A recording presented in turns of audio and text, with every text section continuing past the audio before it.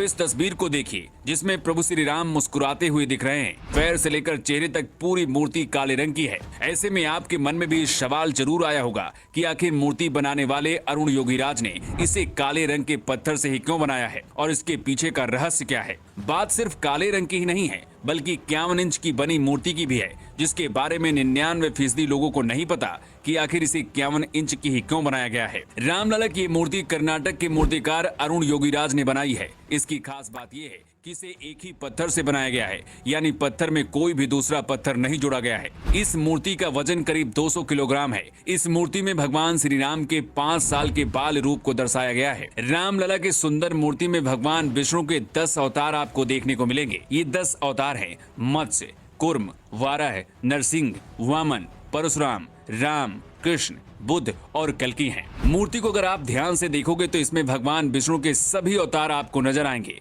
ऐसा इसलिए क्योंकि भगवान राम भी विष्णु के अवतार हैं। रामलला की इस मूर्ति में एक तरफ हनुमान और दूसरी तरफ गरुड़ नजर आ रहे हैं। ये मूर्ति की भव्यता में 4 चांद लगा रहे हैं। रामलला की इस मूर्ति में मुकुट के साइड पर सूर्य भगवान, शंख, स्वास्तिक चक्र और गदा नजर आ रहा है। लेकिन रामलला की मूर्ति काले पत्थर से ही क्यों बनाई गई है, इसकी वजह भी जान लीजिए। दरअसल जिस पत्थर से रामलला की मूर्ति बनाई गई है ये कोई मामूली पत्थर नहीं है बल्कि शालिग्राम पत्थर है। ये पत्थर भगवान राम की ससुराल नेपाल की गंडक नदी में पाया जाता है। शालिग्राम पत्थर को बहुत ही पवित्र माना जाता है और हिंदू धर्म के लोग अपने घरों में इस पत्थर की पूजा भी करते हैं। माना जाता है कि शालिग्राम पत्थर में भगवान विष्णु होते हैं और भगवान राम विष्णु के ही अवतार हैं। इसलिए इसी शालिग्राम से रामलला की मूर्ति बनाई गई है। जिस शालिग्राम पत्थर से रामलला की मूर्ति बनाई गई है ये जल रोधी होता है, मतलब इसमें पानी का कोई असर नहीं होता बल्कि इसकी चमक पानी से और ज्यादा बढ़ती जाती है। अगर राम मंदिर में चंदन रोली लगाई जाएगी तो इसमें रामलला की मूर्ति की चमक पर कोई असर नहीं होगा।